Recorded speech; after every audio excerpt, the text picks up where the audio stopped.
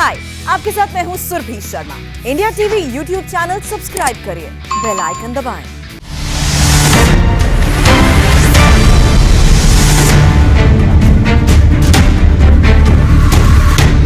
नमस्कार, मैं हूं पंकज भार्गव। अब वक्त हुआ है सबसे बड़े इलेक्शन शो अब की बार किसकी सरकार का।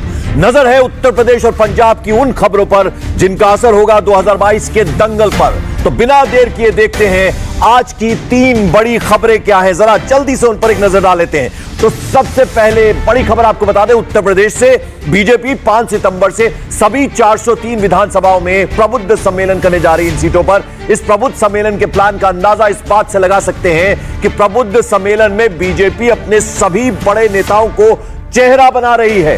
बीजेपी के इस मेगा शो को लेकर समाजवादी पार्टी और बीएसपी में बेचैनी बढ़ गई है। क्या है पूरी खबर बताऊंगा आपको थोड़ी देर में, लेकिन जल्दी से दूसरी बड़ी खबर पर नजर डाल लेते हैं जो कि पंजाब से है। आज पंजाब विधानसभा का स्पेशल सेशन बुलाया गया था। यह सेशन गुरु तेग बहादुर के 400वें प्रकाश पर्व के लिए बुलाया गया था, लेकिन इस सेशन में अकाली दल ने बड़ा दांव खेल दिया है। क्या है पूरी खबर डिटेल में बताऊंगा, लेकिन जल्दी से जरा तीसरी बड़ी खबर पर नजर डाल लेते हैं। यह भी पंजाब से है। प्रधानमंत्री नरेंद्र मोदी का बर्थडे आने वाला है और इस बार बीजेपी बहुत बड़ी तैयारी कर रही है। मोदी के बर्थडे के बिग प्लान के पीछे क्या है? 2022 का इलेक्शन है, यह पूरी खबर क्या है ये भी आपको बताएंगे, लेकिन सबसे पहले बात उत्तर प्रदेश की करते हैं। उत्तर प्रदेश में 2022 विधानसभा को लेकर, इन चुनावों को लेकर पॉलिटिकल पार्टी के बड़े बड़े दावे हैं। बीजेपी 325 पार की बात कह रही है, तो वहीं अखिलेश 400 पार का दावा ठोक रहे हैं। उधर मायावती को अपने 2007 के फॉर्मूले पर पूरा यकीन है,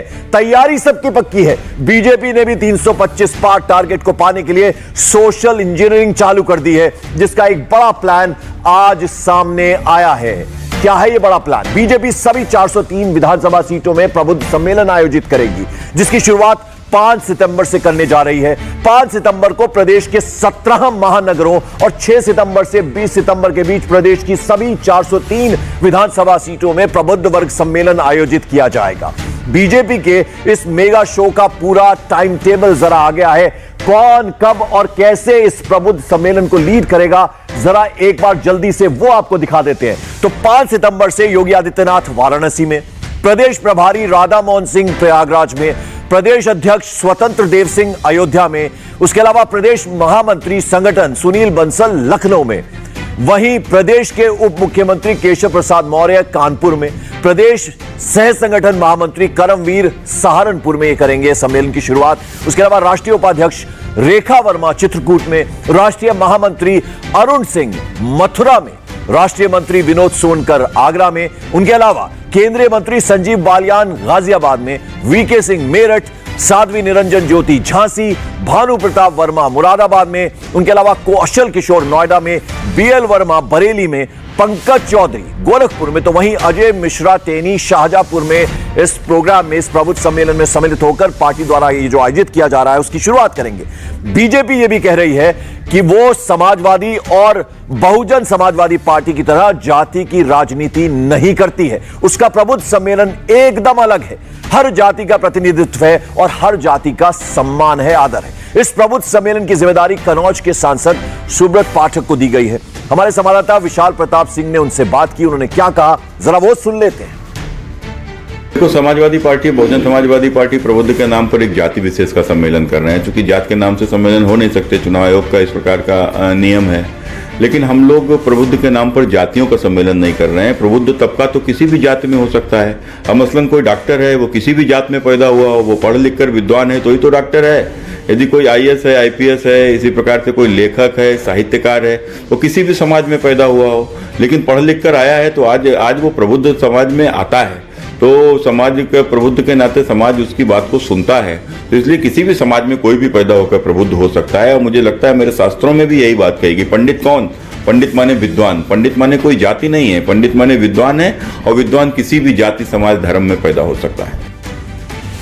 अब बीजेपी कुछ भी कहे, सच तो यह है कि इस बार बीएसपी की प्रबुद्ध सम्मेलन की जो स्ट्रेटेजी, जो रणनीति है, उसने ही बीजेपी और समाजवादी पार्टी सभी को प्रबुद्ध सम्मेलन बुलाने के लिए मजबूर कर दिया है। अब जब जाति की राजनीति से एसपी बीएसपी को बीजेपी ने जोड़ा है, तो पहला पॉलिटिकल जवाब बीएसपी की तरफ से आया है।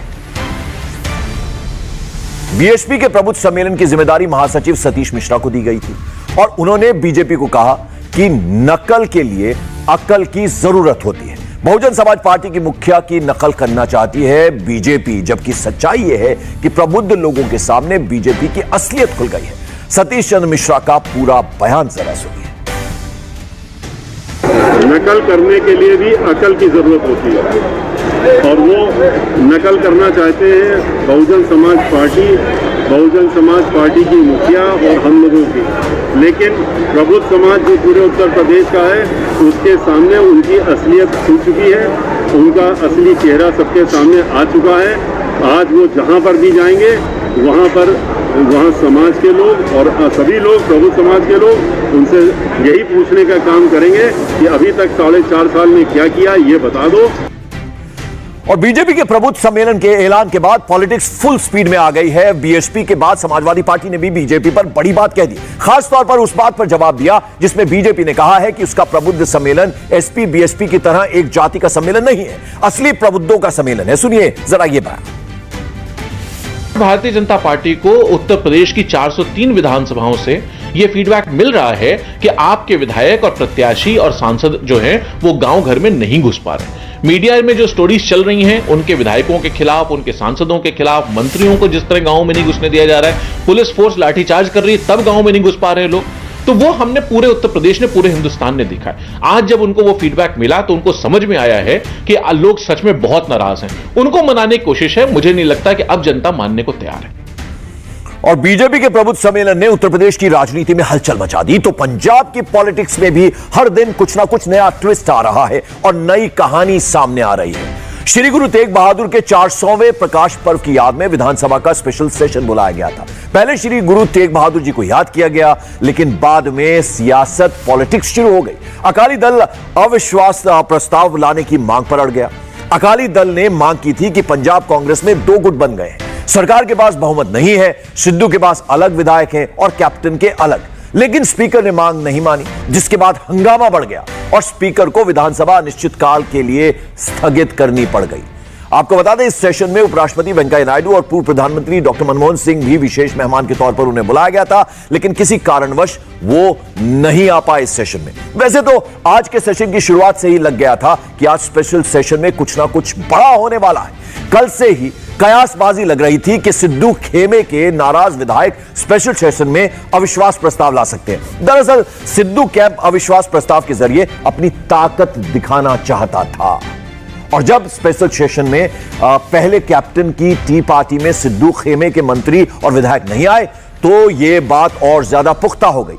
बड़े अंदेशे को देखते हुए इसलिए कांग्रेस ने अपने विधायकों को व्हिप भी जारी किया था, लेकिन हैरानी तब हो गई जब सिद्धू कैंप की तरफ से ना तो अविश्वास प्रस्ताव लाया गया, ना ही कोई किसी तरह की हलचल हुई, जबकि अकाली दल ने सरकार के भीतर हो रही गुटबाजी के बाद अल्पमत की बात कही और वोटिंग की मांग की, जिसके बाद हंगामा बढ़ गया और बाद में स्पीकर ने सेशन, जो स्पेशल सेशन था, उसको अनिश्चितकाल के लिए स्थगित कर दिया। इस पूरे एपिसोड पर कांग्रेस, अकाली दल, आम आदमी पार्टी के बीच जमकर सियासी बहस हुई है, लेकिन सबसे तीखा जवाब अकाली दल के नेता विक्रम मजीठिया ने दिया। स्पेशल सेशन में जो कुछ हुआ उसके पीछे कांग्रेस में चल रही खींचतान को जिम्मेदार बताया। पहले विक्रम मजीठिया को जरा सुन लीजिए, फिर कांग्रेस और आम आदमी पार्टी का बयान आपको सुनवाएंगे। मैं तो क्या जी अज पता लग जू कांग्रेस ठोको ताली दे कोल किन्ने एमएलए आ ते कांग्रेस कैप्टन अमरिंदर कोल किन्ने एमएलए आ, मगर भज गई कांग्रेस प्रोटेस्ट तो। जे थानू इन्ना ही आपदे बहुमत ते मान है कि अज फैसला करा लेंदे, वोटिंग करा लेंदे, दोबारा पता लग जांदा। दोबारा सैशन दी मांग नूं लेके कोई गलबात और सैशन नहीं बुलाउणा पाऊ इन्हां ने। जिथे एडा काटो कलेश लग्या, जिथों रावत साहब आप कही जान all is in the well कि कांग्रेस च all is not well, all is in the well, ते फिर की होना इत्थे थानू मेरे। विक्रम मजीठिया को आपने सुना। सवाल कांग्रेस पर उठे तो जवाब देने प्रगट सिंह सिद्धू आ गए, जो सिद्धू खेमे से हैं। इन्हों किसी ने रोकिया तो नहीं सी। नो कॉन्फिडेंस मोशन लियाउण लई उहदे लई समा चाहिदा हैगा।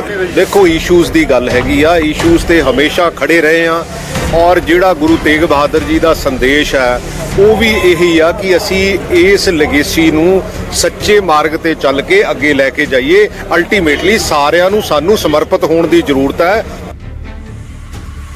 अब पंजाब की पॉलिटिक्स में हरीश रावत का पंच प्यारे पर दिया बयान भी सुर्खियों में था। हरीश रावत ने फौरन माफी भी मांग ली और प्रायश्चित का प्रण भी कर लिया। आज उत्तराखंड के खटीमा के गुरुद्वारे में हरीश रावत ने झाड़ू लगाकर यह प्रायश्चित किया। स्वागत है आपका ब्रेक के बाद। प्रतीकों और अवसर को अपनी रणनीति के जरिए बीजेपी बड़े ही अच्छे तरीके से प्लान करती है। इस बार 17 सितंबर को प्रधानमंत्री नरेंद्र मोदी के जन्मदिन पर बीजेपी ने बिग प्लान किया है। कहा तो यह जा रहा है कि बीजेपी अपने इस प्लान से किसानों की नाराजगी दूर करने की कोशिश करेगी। इसलिए इस प्लान का फोकस भी पश्चिम उत्तर प्रदेश की तरफ कर दिया गया है। बीजेपी किसान मोर्चा पीएम मोदी के जन्मदिन 17 सितंबर को देश भर में कार्यक्रम करेगा। देश के हर डिस्ट्रिक्ट में किसान जवान सम्मान दिवस मनाया जाएगा। उत्तर प्रदेश के सभी डिस्ट्रिक्ट्स में होगा बड़ा कार्यक्रम। पश्चिमी उत्तर प्रदेश के जिलों पर खास फोकस रहेगा। बीजेपी इस दिन कृषि क्षेत्र में ऐतिहासिक भूमिका निभाने वाले, आत्मनिर्भर भारत के संकल्प पर काम करने वाले प्रगतिशील किसानों और देश की सीमाओं के पर तैनात जवानों, बलिदानी, समर्पित, निष्ठावान भूतपूर्व सैनिकों और उनके परिवार के लोगों को भी सम्मानित करेगी। इस कार्यक्रम में मोदी सरकार के कामों को जनता और किसानों तक पहुंचाया जाएगा। हाय, आई एम सुरभि शर्मा। खबरों से अपडेट रहने के लिए India TV YouTube channel subscribe करिए, साथ में बेल आइकन जरूर दबाएं। जुड़े रहें इंडिया टीवी के साथ।